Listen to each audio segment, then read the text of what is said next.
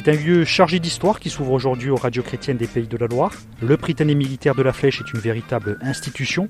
Tous les ans, 800 élèves sont accueillis dans ce lycée de la Défense. Classé monument historique, le Prytanée est aussi le témoin de l'architecture du grand siècle, celui des mousquetaires. L'histoire de cet ancien collège jésuite a croisé celle de nombreuses figures.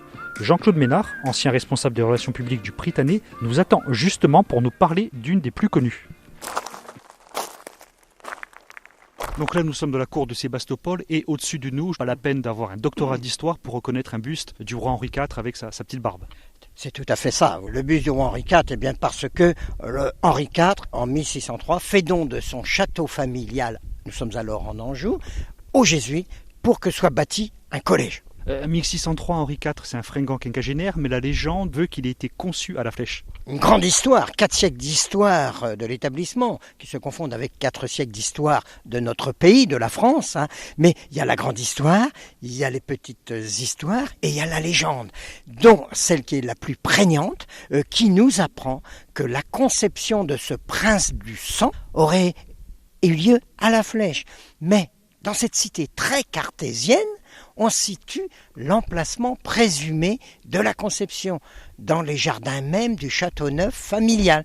C'est ce que je me propose de vous faire découvrir. Allons-y. Bien, alors vous voyez juste devant nous, à quelques 40 mètres d'ici, un petit promontoire. C'est à cet emplacement que la légende situe la conception de ce prince du sang, Henri de Navarre, qui deviendra roi de France le 2 août 1589. Qui c'est qui a colporté cette légende ? Eh bien, en fait, si vous voulez, un des grands hommes de la maison, c'est le philosophe Descartes. Et le premier biographe de Descartes, Baillet, va écrire dans sa biographie que Descartes étudia dans le lieu où fut conçu le roi de France, futur roi de France.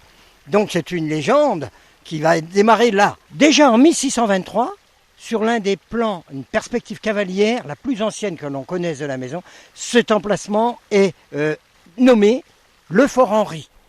Cela pourrait donner quelques crédits à cette légende. Et aujourd'hui encore, on vient de loin sur les traces de cette légende.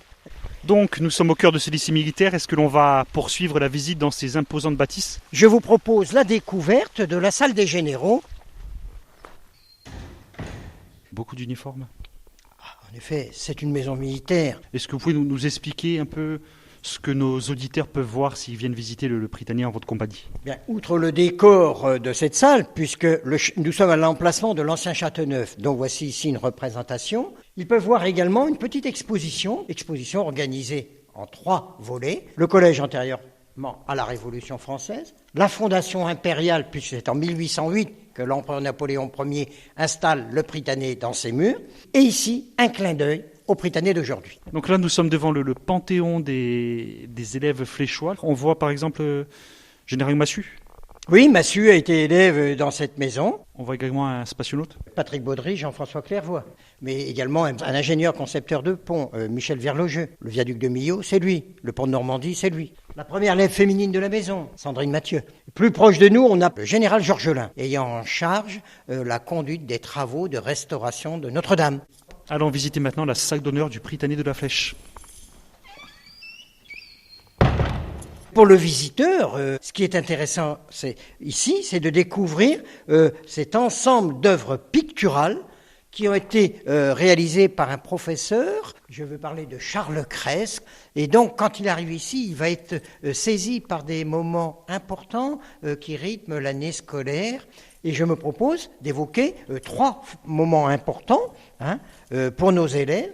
Il y a ici la rentrée scolaire en 1894. Et quelques jours après, c'est la présentation au drapeau de ces nouveaux élèves. Et c'est ce qui va vraiment sceller l'appartenance du nouvel élève à la communauté du Prytanée, des élèves que l'on appelle les Brucions. C'est quoi la référence, ce Bruchot ? Eh bien, en fait, c'est sous la Restauration, pour arriver à Saint-Cyr. Majoritairement, les élèves de Saint-Cyr étaient des jeunes gens issus de la bonne société du temps. Et secondairement, d'autres élèves qui venaient du Prytanée de la Flèche, dont on venait de changer l'appellation. C'était souvent ces jeunes anciens fléchois, des orphelins des grands soldats de la Révolution et de l'Empire, d'origine sociale fort modeste, et qui ne faisaient pas dans l'élégance du propos. Et quand ils arrivaient dans le milieu plus peaufin de Saint-Cyr à l'époque, ils ne passaient pas leur temps à discourir. On cite des bagarres mémorables où ces anciens de la Flèche à Saint-Cyr l'emportèrent ou se révélèrent tels les lions du Brutium latin. On va donc capter ce terme Brutium et depuis lors on appelle Brution, Brutionne, tous les élèves ou anciens élèves du Prytanée de la Flèche. Et c'est pour ça que le lion est le symbole du Prytanée ? Eh bien tout à fait, voilà. Donc le troisième grand événement souligné ici par cette peinture de Charles Crais, eh bien c'est ce qui vient achever, clôturer l'année scolaire. C'est la fête de fin d'année que l'on appelle la fête de Trim. Jean-Claude Ménard, on va peut-être pas forcément avoir le temps de visiter toutes les pièces, il nous reste peu de temps. Et si on allait directement à l'église Saint-Louis ? Allez, puis-je insister, vous me montrer les collections scientifiques ? Avec plaisir. Aujourd'hui, deux espaces sont proposés à la découverte des visiteurs, à savoir les collections zoologiques. Et nous sommes maintenant dans les collections du domaine des sciences dites exactes, l'espace Pierre-Guillaumat. Ces collections ont été constituées à partir des réserves de l'école polytechnique. Comme par exemple, allez, je vais vous parler de deux éléments. Un exemplaire de la pile qui a été imaginée par Volta. Il faut voir que la pile fait facilement 50 cm. Absolument, elle n'est pas miniature. Hein. Alors ça, c'est la lentille d'Augustin Fresnel. C'est une lentille à échelon.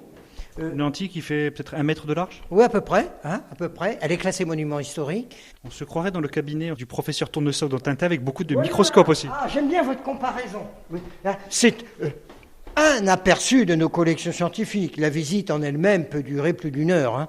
Justement, si on allait voir l'église. Eh bien, écoutez, je vais répondre à votre souhait.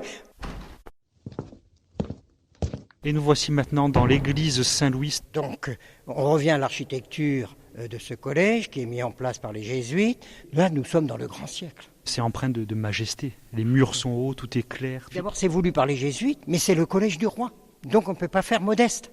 Et le plan en élévation est à 3 niveaux. Un rez-de-chaussée constitué de chapelles latérales, un premier étage qui correspond aux tribunes des pensionnaires et au-dessus de larges ouvertures qui laissent passer une lumière abondante, mais beaucoup de clarté. Pourquoi ? Eh bien parce qu'il n'y a jamais eu de vitraux. D'abord, l'accent de cette lumière, c'est physique, se trouve accentué par la blancheur du matériau de construction utilisé, le tuffeau de Loire. La lumière, elle est là pour redonner de la vie à l'édifice et mieux voir l'objet par lequel va passer l'éducation de la jeunesse qui lui est confiée, finalement dans la perspective de la réforme catholique. Donc cette enveloppe, c'est un lieu de vie, mais qui permet de voir un point très central du lieu, que n'a pas vu Henri IV d'ailleurs. C'est ce retable, ce sanctuaire. Avant d'arriver au retable, ces chapelles communicantes, à qui sont-elles dédiées ? Eh bien en fait au XVIIe siècle, cette première chapelle ici, à côté de la Chaire, était dédié à saint Ignace de Loyola. Fondateur de la Compagnie de Jésus. Après, on avait saint François Xavier. Ici, la chapelle Notre-Dame, sur la gauche, plus près de l'Évangile. Parce que le culte marial est un culte très prononcé, très fort au XVIIe siècle. Et n'oublions pas que Louis XIII va placer le royaume de France sous la protection de la Vierge Marie. Mais l'objet premier, c'est la construction de ce retable qui s'enchâsse parfaitement dans l'abside. Hein. La structure est importante. D'abord, on voit bien qu'il y a une progression en rez-de-chaussée. On arrive premièrement à la volonté du roi d'offrir son cœur après sa mort ici, puis on termine par les fleurs de lys. Et ça montre bien que le roi de France est omniprésent. On ne dit pas le cœur, arrêtez-moi si je me trompe, on dit les restes de Marie de Médicis et d'Henri IV. En effet, oui. Alors donc, nous sommes en 1610, Henri IV est assassiné, et son cœur est envoyé à la Flèche 3 semaines plus tard. L'église n'est pas construite, on va conserver ce cœur dans une chapelle funéraire provisoire. Et c'est en 1648 qu'on va placer dans le bras nord du transept, dans ce cénotaphe qu'en cas de la force et la justice, le cœur du roi. Et le cœur est donc Il était là, dans une enveloppe en bois à l'époque. Et à la même époque, on va placer dans le bras sud du transept le cœur de Marie de Médicis en cas de la prudence et la tempérance. La Révolution ferme le collège et c'est sur ordre de l'agent révolutionnaire parisien, ces 2 cœurs sont enlevés et brûlée sur la place publique. Nous savons exactement ce qui s'est passé parce qu'un témoin oculaire, le chirurgien Charles Boucher, va rédiger ses mémoires en 1805 et il nous apprend qu'une fois que le foyer se sera éteint, il va s'approcher du bûcher et recueillir le plus possible de cendres qu'il va conserver, j'allais dire, pieusement à son domicile jusqu'à la fin de ces temps troublés.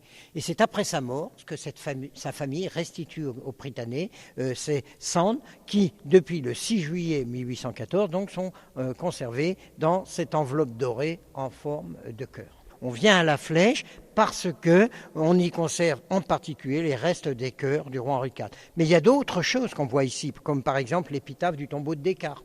On voit aussi une épitaphe qui évoque un ancien élève du début du XVIIe siècle, ici, je veux parler de François Montmorency-Laval. François Montmorency-Laval, c'est le premier évêque de la Nouvelle-France. D'où les drapeaux canadiens et québécois. Voilà, nous avons une relation forte. Donc là, nous poursuivons, nous sommes face au retable, c'est très très impressionnant. Combien de hauteur ? 27 mètres à peu près. Beaucoup de dorures. Ah, beaucoup de dorures, parce que c'est un retable qui est la hauteur finalement du commanditaire.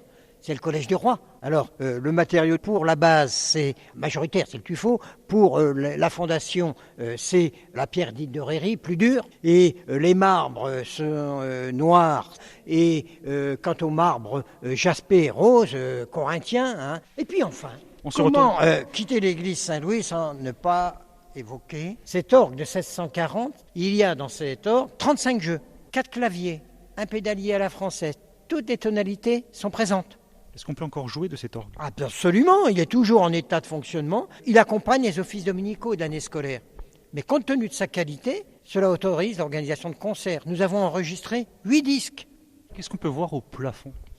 On peut voir par exemple la base du clocher de la tour de bois avec cet alpha, cet oméga et IHS, c'est Jesus Hominum Salvator. Jean-Claude Ménard, revenons au retable, retournons-nous. Est-ce que c'était une demande du roi d'avoir son cœur ici à la Flèche ? Ah oui, il l'a écrit dans l'édit de fondation. Il a voulu que son cœur et celui de son épouse, Marie de Médicis, soient conservés dans son collège fléchois. C'est important. Et les jésuites, bien évidemment, vont s'attacher à respecter cette volonté du défunt roi. Parce que pour eux, c'est aussi une question de devenir. C'est quand même la symbolique qui est très forte, avoir le cœur du roi, le roi. Ah, c'est le roi, c'est une tradition médiévale. On fait don d'une partie de son corps, mais principalement de son cœur, à l'établissement que l'on a le plus chéri. On va peut-être extrapoler, mais est-ce qu'il n'a pas choisi cela aussi parce qu'il savait qu'il était conçu à la Flèche ? Certes, c'est une légende, mais il est plaisant aussi de pouvoir conclure par ça, hein, parce que la Flèche, on y trouve tout finalement. Le lieu de la conception, et ici, le lieu où son souvenir perdure, et aujourd'hui encore. Là où il était conçu pour la légende, un collège qu'il a fondé pour le côté politique. C'est un signe très fort, très très fort. Merci Jean-Claude Ménard. Pour finir, est-ce qu'on peut visiter le Prytanée de la Flèche ? Quand, comment, quel numéro de téléphone ? Dites-nous tout.